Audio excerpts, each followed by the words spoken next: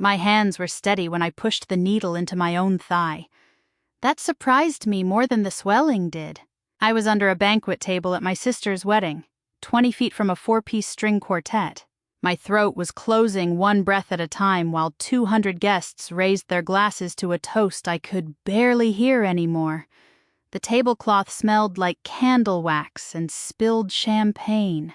My knee was pressed into someone's dropped napkin, and my mother was 6 feet away, smiling at a camera crew hired to film her vineyard for a marketing reel, angling her chin the way she always did when she knew a lens was on her. She had seen my face. She had seen my hands shake, and my lips start to swell. She looked at the camera instead. She kept smiling. I want to tell you what it feels like to save your own life while the person who gave it to you keeps posing for a photograph. It does not feel like fear, not by that point. Fear had already come and gone in the first 30 seconds. The way a fire alarm is loud and then, if nobody comes, just becomes noise. What it feels like instead is arithmetic. You stop waiting for someone else to move. You start counting what you have left in your body, what you have left in your bag, and what you can still do with both before the counting stops mattering. My name is Nora Callahan. I am 29 years old. Until that night, almost no one in my family knew what I actually did for a living, or what I had quietly done with it 3 years earlier, in a room none of them ever saw. By morning, they would know all of it. By morning, the vineyard that hosted my sister's wedding would not exist the way it had existed the day before. I would be the reason. I want to be honest about that from the first sentence, because everything I tell you after this will make more sense if you already know where it ends. If you are sitting there wondering how a woman recovering on a gurney in an emergency room could end her own family's business in the same night, stay with me. That is not a metaphor, and it is not a figure of speech. It was a phone call. It was a signature from 3 years earlier. It was a clause almost no one reads before they sign it, tucked into the kind of paperwork people skim because they trust the person who handed it to them. I read every line of it.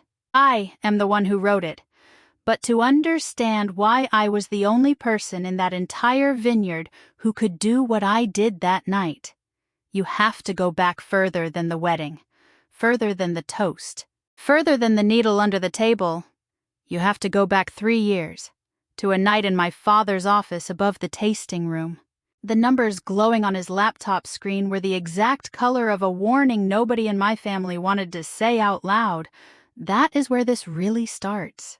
Not with the wedding, not with my sister's white dress or the string quartet or the camera crew my mother had hired to make the vineyard look like something out of a magazine. It starts with a daughter standing in a doorway her parents didn't know she was standing in. She watched her father's whole life's work collapse into a single red number he could not fix alone. And she decided quietly that she would be the one who could. Callahan Family Vineyard sits on 40 acres outside Paso Robles, and my mother has spent 20 years turning it into the kind of place people photograph before they drink the wine. She runs the image of it. The tasting room with the reclaimed barn doors, the string lights over the crush pad, the anniversary posts on social media, captioned in her voice, always warm, always a little breathless, as if the vineyard itself were speaking. My father built the actual vineyard, row by row, starting with land his own father had left him half wild and half in debt. He learned irrigation lines and soil chemistry the way other men learn a trade, with his hands, over decades. My mother built the story about the vineyard. For most of my life, I thought her version was the harder job, because it was the one everyone praised out loud. I was wrong about that for a long time, and it took almost losing everything for me to understand why. I grew up the daughter people trusted with numbers. My sister, Bridget, grew up the daughter people trusted with feelings, with photographs, with the version of our family that looked good from the road. Nobody sat the two of us down and formally assigned these roles. They simply noticed what each of us was good at early on, and then never once asked if we wanted to keep being good at it for the rest of our lives. Bridget got asked how she felt about things. I got asked to double-check the math. I was good with spreadsheets before I understood what a spreadsheet was even for. By college, I was the one reconciling my parents' vineyard books over Christmas break quietly, at the kitchen table, a calculator and 3 years of receipts spread out in front of me. Bridget was upstairs curating engagement photos for an audience of strangers who had never set foot on the property. I became a financial analyst partly because it was the one place in the world where being useful with numbers didn't feel like a chore assigned to me at birth. It felt, for the first time, like something that belonged to me and not to anyone else's version of who I was supposed to be. 3 years ago, that skill stopped being a favor I did for my parents out of love on holidays and became something closer to a rescue. 2 harvests in a row had failed. A late frost took half the crop one spring, and a wildfire 2 counties over left smoke taint on most of what survived the next. The bank loan my parents had taken out years earlier to expand the tasting room came due in the middle of both disasters, and there was no version of the numbers that ended anywhere good. I saw the real ledger before either of my parents said a single word about it in public.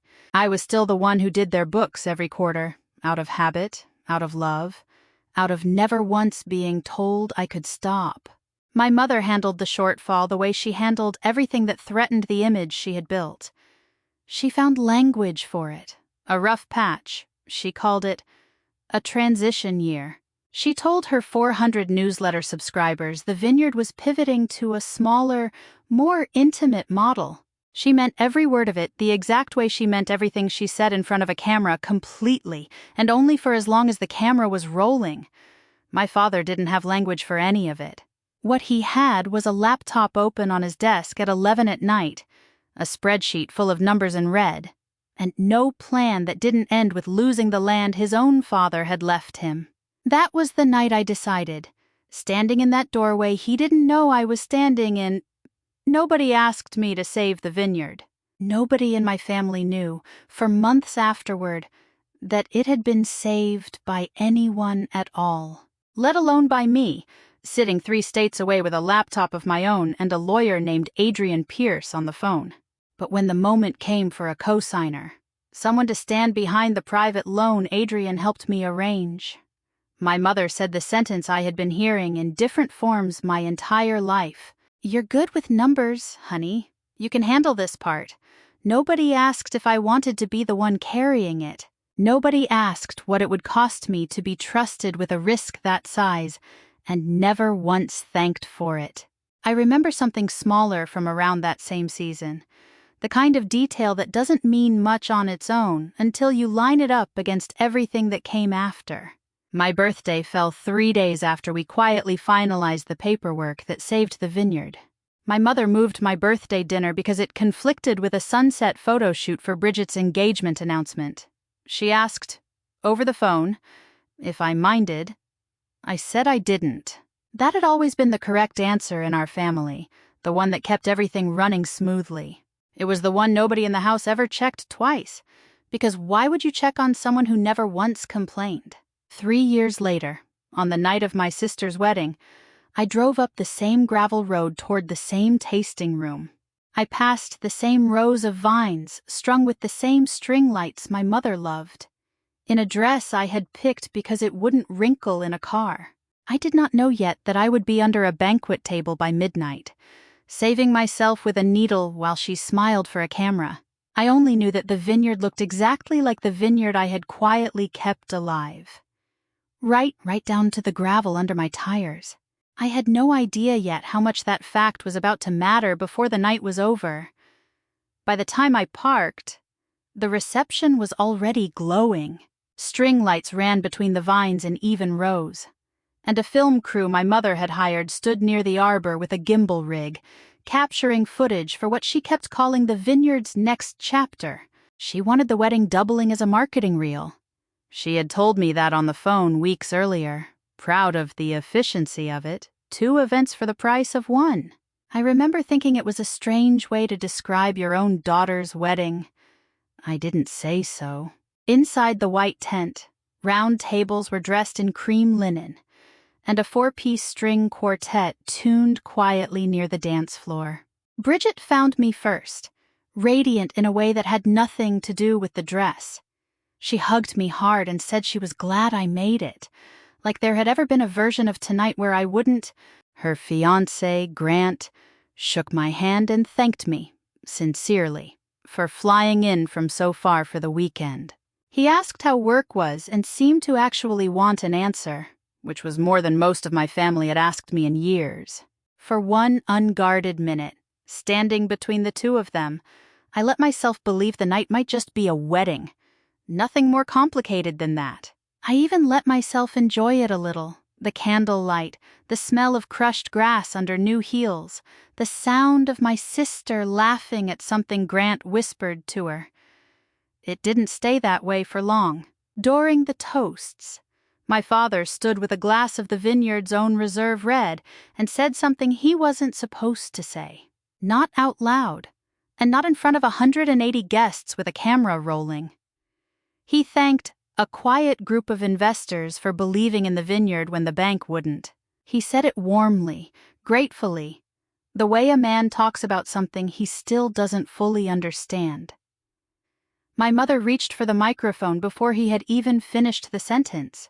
"I found them myself," she said, laughing, glowing under the string lights. "Called in a favor from an old business contact. You do what you have to do for family." The table nearest me actually applauded her for it.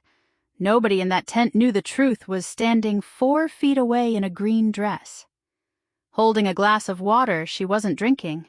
I want to be clear about something here, because it matters for what comes later. My mother did not lie outright that night. She simply took a fact she had never fully understood and shaped it into a story where she was the hero. That was always her particular skill. Given raw material, she could turn almost anything into a version of events where she came out looking devoted. A family friend named Roy, who handled the vineyard's insurance policy every year, drifted over to me near the bar with a glass of the same reserve red in his hand. "You're in finance, aren't you?" he said.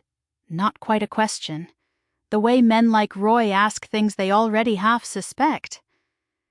Funny thing, whoever's behind that loan of your parents uses a fund name that sounds an awful lot like a firm you used to work for, back before you went out on your own. I told him I had no idea what he meant, and smiled the way I'd learned to smile at questions I didn't want to answer honestly. He laughed like it was nothing, clinked his glass lightly against mine, and moved on toward the dance floor. My pulse didn't slow down for a full minute after he walked away. Adrian had warned me a coincidence like this might happen someday. I hadn't expected it to happen at my sister's wedding. Priya Desai, the wedding's day of coordinator, found me a few minutes later near the edge of the tent, a clipboard tucked against her hip and a headset looped around her neck. She wasn't family. She had no reason to notice me at all in a room built entirely around my sister, and the timeline she was managing minute by minute. But she touched my arm lightly and asked, quietly, if I was doing okay, because I looked like I'd been holding my breath since the toasts started. Nobody else at that wedding had asked me that question all evening, not even once. I told her I was fine. It was the practiced answer, the one I'd been giving my whole life. Smooth enough that most people never thought to ask twice. She didn't look convinced, but she let it go, the way people usually do when I say it, and went back to checking something off on her clipboard. Dinner service began not long after. My mother swept past our table and set a small plate in front of me herself, something she almost never did. "I had them make this one specially for you," she said, already turning away toward the camera crew resetting near the cake table. "For the real, try it before they film the reaction shots." I had sent the caterer a written list of my allergies 4 months earlier. Shellfish at the very top, underlined twice in an email I still had saved. I looked at the plate. It smelled faintly of the ocean under the herbs. I told myself I was imagining it, because it was easier than believing my mother had let a menu change slide past her for the sake of a better shot.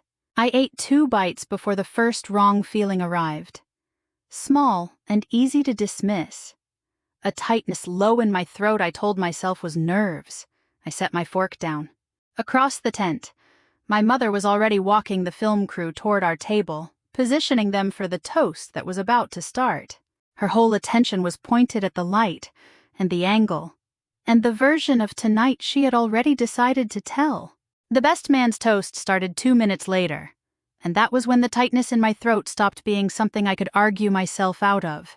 It moved fast after that. My lips felt thick against my teeth. My hands, resting flat on the tablecloth, started to shake in a way I couldn't will still, no matter how hard I pressed my palms down. I looked for my mother. She was 3 feet from me, half turned toward the camera crew, watching the gimbal operator frame a wide shot of the head table. I said her name low under the toast, the way you speak when you don't want to be the center of a room that isn't yours tonight. She glanced over. I watched her eyes move across my face, across my mouth, across my hands shaking against the cream tablecloth, and I watched her understand exactly what she was looking at. She leaned in close enough that I could smell her perfume, the same one she'd worn my whole life. For 1 second I thought she was leaning in to help. "Not during the toast," she said, quiet and even, like she was correcting a mispronounced name at a client dinner. Then she straightened back up and smiled toward the camera, because the best man had just said something the whole tent was laughing at, and she didn't want to be caught not laughing along with them. A waiter near the edge of the tent had seen it too. He was young, maybe 19, in a black vest 2 sizes too big, and he'd been watching me long enough to reach for the phone in his back pocket. My mother caught the motion out of the corner of her eye before he'd even pulled it free. She lifted one hand toward him, small, precise, the same gesture she used to wave off a server topping off a glass she hadn't finished. He froze. She mouthed something I couldn't hear over the laughter. I watched his hand drop back to his side, and I watched him look at me with an apology on his face that he didn't have the authority to act on.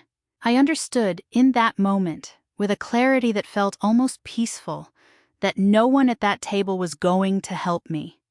Not because they were cruel. Most of them didn't even know yet what was happening 3 feet away from their champagne flutes, laughing along at a joke I could no longer hear clearly. My mother knew. My mother had looked directly at it. Twice now. Once at me and once at the waiter. And decided both times that the toast mattered more than either warning. I want to be precise about what that decision cost her, because precision is the only thing my mother has never been able to talk her way around. She had a choice, in a very small window of time, between a daughter who couldn't breathe and 11 more seconds of uninterrupted footage for a marketing reel. She chose the footage. She has told herself 100 stories in her life to make herself the hero of them. She will not be able to tell herself one about this. The best man finished his toast to applause and the clink of raised glasses. Somewhere behind me, the quartet started up again. Soft and pretty, exactly the kind of music you'd want playing under a wedding reel. My throat had narrowed to something I could measure now. A specific and shrinking width. My mother had already turned fully away from me, back toward the cake table, back toward the light, already forgetting, I think, that she had made a choice at all. Nobody was coming. I understood that the way you understand a fact about weather, plainly, without any anger left over for it yet. The anger would come later, in a hospital room, on a phone call I hadn't made yet. Right then there was only the tightening and the noise of a party that hadn't stopped for me. My own 2 hands, still shaking, were already moving under the tablecloth toward the bag I had set by my feet 3 hours earlier, never once imagining I would need it. My fingers found the EpiPen by feel before my eyes did, buried under a lipstick and a folded napkin I'd shoved in earlier out of habit. I pulled the cap with my teeth because my hands wouldn't cooperate enough to manage it any other way. Then I jabbed the needle into my outer thigh, right through the fabric of my dress. the way the allergist had trained me to do a decade earlier in a beige office I hadn't thought about in years. It hurt exactly as much as it always does. For one long second, nothing changed. And I let myself believe, with the strange clarity fear sometimes hands you, that this might be the time it didn't work fast enough. Then a hand landed on my shoulder. Not my mother's, Priya's. She'd seen me duck under the table and followed without hesitation. Headset still looped around her neck. Professional instinct overriding every rule about staying invisible at someone else's wedding. She crouched down next to me on the grass under the tablecloth, out of sight of the cameras. Her voice had gone completely calm. The voice of someone who has managed worse emergencies than a difficult mother of the bride. And she asked what I needed. I told her ambulance. She already had her phone out. 911.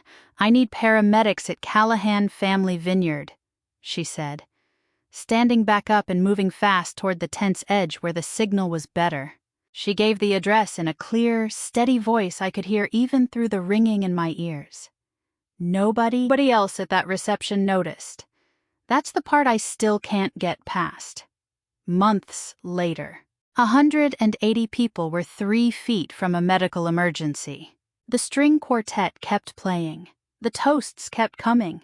And somewhere near the cake table, my mother was adjusting a floral arrangement for a better camera angle. The tent was loud with celebration the entire time. An ambulance was working its way up a gravel road toward us with its lights already on. I have thought since about how strange it is that a room can hold both a wedding and an emergency at once, and only one of them gets to be seen. By the time the paramedics reached me, I was upright again, breathing in ragged but real pulls of air. Sitting in a folding chair Priya had pulled from the catering tent. They checked my pulse, my throat, asked what I'd eaten, and I told them. One of them looked toward the head table, where the shellfish dish still sat, half-finished under warming lights, meant for a camera crew instead of a doctor. They walked me out through a side flap in the tent, away from the dance floor, so as not to disturb the reception. I appreciated that, in a distant way. Even as it told me everything about how this family operated. Even my own medical emergency was being managed for optics. I looked back once, from the gravel, right before they helped me into the back of the ambulance. Through the gap in the tent's fabric, I could see my mother laughing at something the photographer said, her hand resting lightly on my father's arm. Both of them were lit gold by the string lights. Neither of them looked toward the flap I had just walked through. The doors closed. The siren didn't start until we were off the property, out of earshot of the reception, because Priya had told them, quietly, that the family would prefer it that way. She was protecting people who hadn't spent a single second that night protecting me. I lay back against the gurney, my thigh still stinging where the needle had gone in, and closed my eyes against the fluorescent light overhead. The first coherent thought that came to me wasn't fear, and it wasn't even anger yet. It was a number, $1.4 million, and a clause I had written myself 3 years earlier, and a name on a folder in Adrian Pierce's office that nobody in my family had ever bothered to ask about. The emergency room they took me to was quiet for a Saturday night, all fluorescent light and the smell of antiseptic under something faintly like burnt coffee. A nurse named Denise checked my vitals every 20 minutes without being asked twice. Somewhere in the second hour, while she was adjusting the drip on my IV line, she asked if there was anyone she should call for me. I told her no. She didn't push. She just squeezed my hand once, briefly, the kind of gesture that costs a stranger nothing and somehow still means more than it should. Nobody in my family had called. Nobody in my family knew yet, because Priya, bless her, had asked at the hospital doors whether I wanted them notified, and I had said not yet, and she had respected that without asking why. Lying there, stable for the first time in over an hour, I let myself go back to a night 3 years earlier that I hadn't let myself think about in a long time. My father had been alone in the vineyard's upstairs office, past 11 at night. The kind of hour when a man believes no one can see him. I'd driven up unannounced for a weekend visit and found the light still on. I stood in the doorway for longer than I should have, watching him stare at a laptop screen. The numbers on it didn't need explaining, because I'd built spreadsheets exactly like it my whole professional life. 2 failed harvests, a loan coming due, a bank that wasn't going to be patient with a man who'd never missed a payment before this year and had no story left to tell them.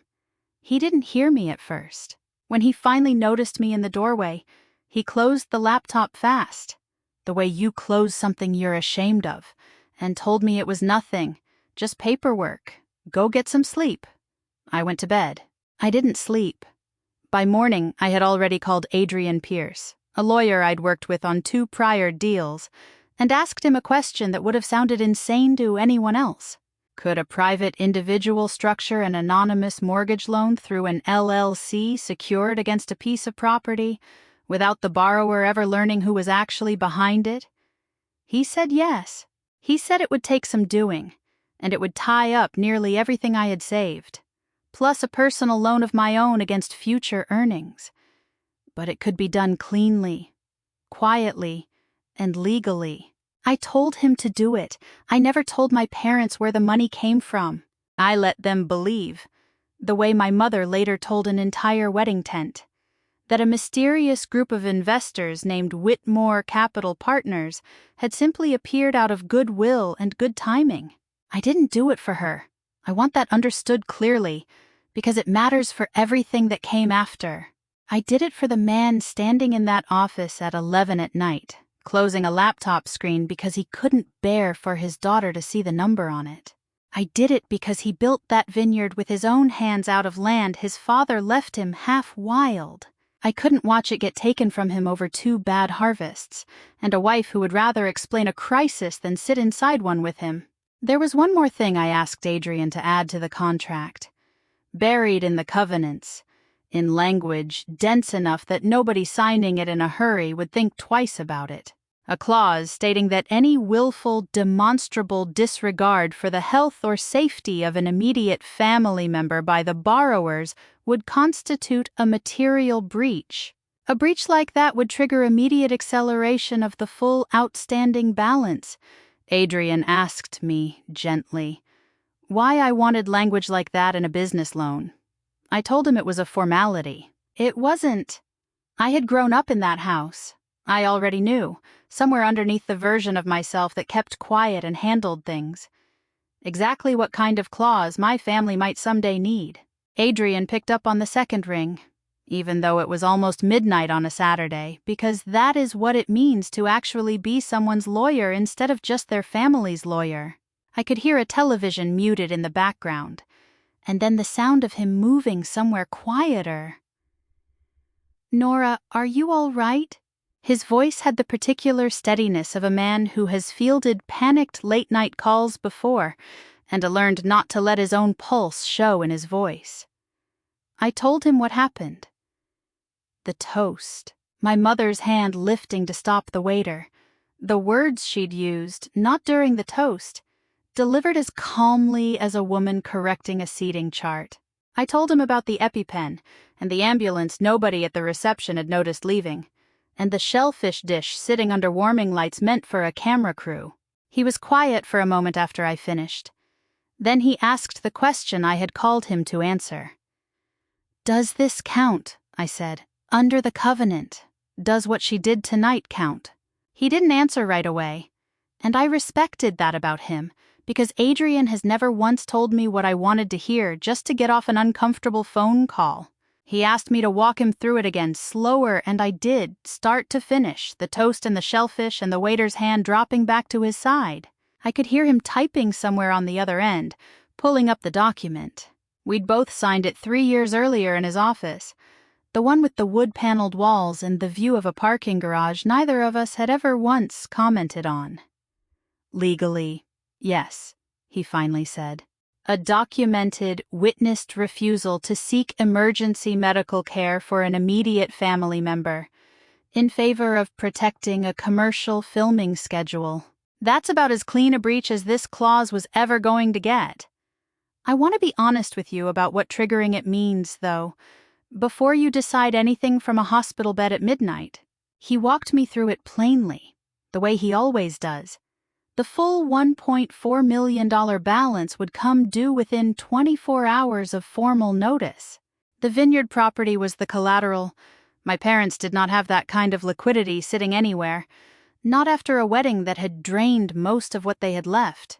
If they couldn't refinance fast enough, and they wouldn't be able to, the loan would go into default.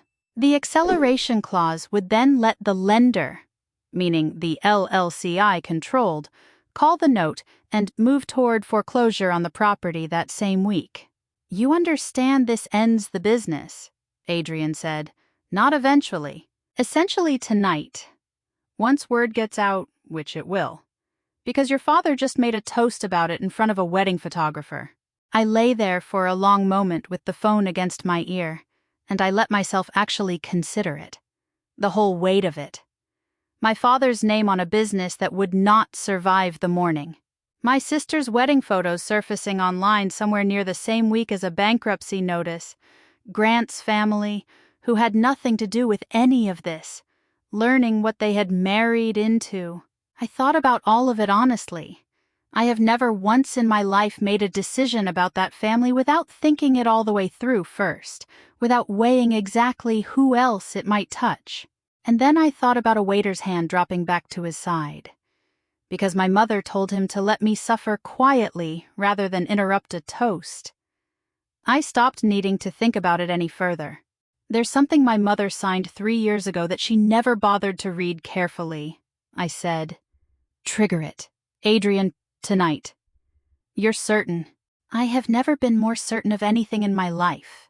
Back at the vineyard, the reception was moving into its second hour without me. The cake cut, the dancing well underway. When my father's phone buzzed against the head table, he told me about it later, in pieces, because by then he wanted someone in the family to understand what actually happened, even if it could never be undone. It was an automated notice from the loan servicer Adrian's firm used, formal and bloodless. It informed the borrowers of a material breach under Section 11 of their mortgage agreement and demanded full repayment of the outstanding principal within 24 hours. He read it twice standing near the bar, the string lights still glowing over his head, before he understood what he was looking at. Then he found my mother on the dance floor, mid-laugh, one hand on Bridget's shoulder. He pulled her aside hard enough that a few guests noticed and glanced over, curious, before turning politely back to their conversations. I wasn't there for that part. I only know what he told me afterward, quietly, in a voice that had lost every bit of its usual warmth. My mother read the notice on his phone twice, the way people read something hoping the second pass will change the words. Then she asked him, flatly, who Whitmore Capital Partners actually was, as if 3 years of gratitude toward a name she'd never once investigated had suddenly curdled into suspicion. She called me from the hallway outside the restrooms, away from the music. Her voice was pitched low and tight, the way it always is on calls to difficult vendors, on calls to anyone she needs to manage rather than simply talk to. "Nora, do you know what's happening right now? Someone is trying to destroy this family's business in the middle of your sister's wedding, and I need you to tell me you had nothing to do with whatever email your father just got." I was still on a gurney with a saline line taped to the back of my hand. I looked at the ceiling for a second before I answered her. The same acoustic tile ceiling every hospital in this country seems to share. I felt something in my chest that wasn't quite calm and wasn't quite anger. It was closer to relief, the specific relief of finally saying a true thing out loud after years of saying easier ones instead. "There's something you signed 3 years ago that you never bothered to read carefully," I said. "Whitmore Capital Partners is me, Mom. It's been me since the beginning. I saved that vineyard because I couldn't watch Dad lose it. And I wrote one condition into that loan, because some part of me already knew this family. And I needed it in writing that you couldn't ever do to me what you did tonight. The silence on the line went on long enough that I thought the call had dropped. Then she started talking fast. The way she does when a deal is slipping and she can feel it going. She said I was overreacting, that it had only been a few minutes, that she would have gotten me help eventually. She said the filming schedule had cost the vineyard $40,000, and she couldn't just stop it on a whim.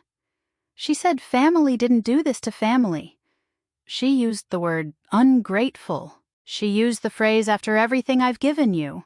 I let her get all the way through it because I had spent 29 years listening to versions of that same speech. And I wanted one final time to hear the whole thing before I answered it. "You didn't give me anything tonight," I said. "You looked at me shaking and told a waiter not to call an ambulance because it would ruin a shot. I'm not undoing that call. Mom, it's already done." It was done the second Adrian sent the notice. She stopped talking. For the first time in my entire life, I had said something to my mother that she had no reframe for, no warm managing laugh to soften it with, no room full of people ready to nod along and agree with her instead of me. I could hear, faintly, through the phone, the sound of the reception continuing without her. Music and laughter carrying from a tent she was no longer standing inside of. Word moves fast at a party that size. By the time my father found her again, a few guests had already noticed the two of them missing, then noticed them arguing near the parking lot in voices too controlled to be about nothing. Roy, the insurance man, would later admit to Adrian that he'd overheard enough of it to piece together what Whitmore Capital Partners actually was. By Sunday morning, half the guest list would know before the local business paper ever ran a word about it.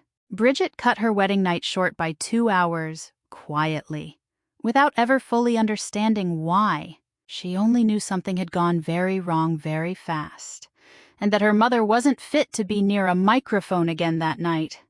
I didn't hear any of that as it happened. I heard the dial tone after my mother hung up on me without another word. I set the phone down on a thin hospital blanket and let myself feel, for a moment, something more complicated than victory. Not regret, exactly. I would make the same call again tonight, tomorrow, any night she asked me to. But there was a version of that family I had wanted for a very long time, one where nobody ever had to sign a contract to be looked after. Somewhere in that hallway outside a bathroom, at a vineyard I had quietly saved once already. I understood that version was never coming. Outside the emergency room window, the sky had started to go gray at the edges.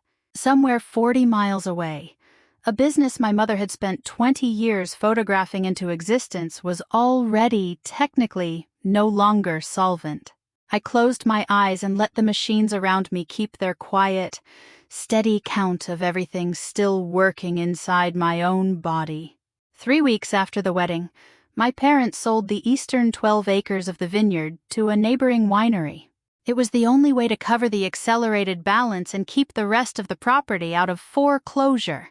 The tasting room stayed open, technically, but half the event contracts on the books that spring canceled within days of each other.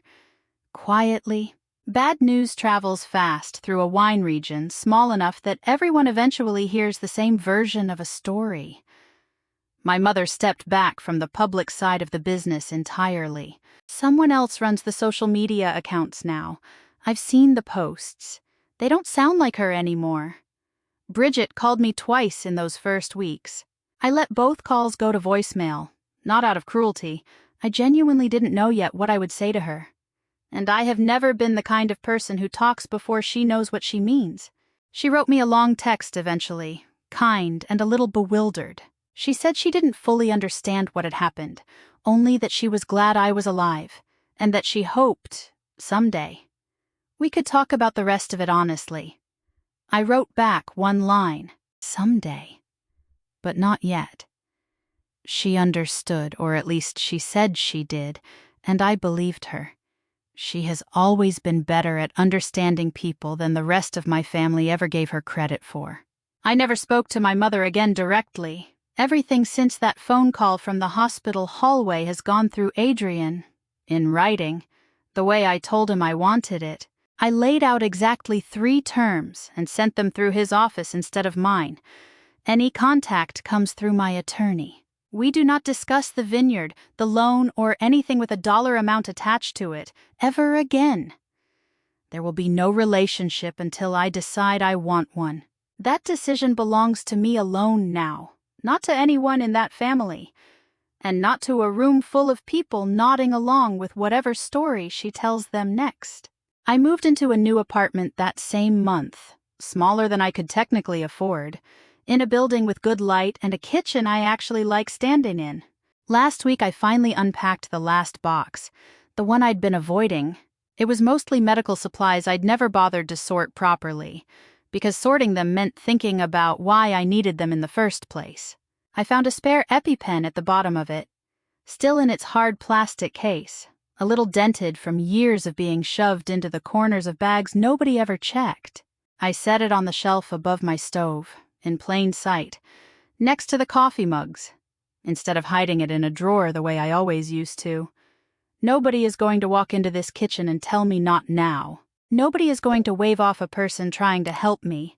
If it happens here, in this apartment, there is exactly one person in the room, and she already knows exactly what to do, and exactly how fast. That's the whole story.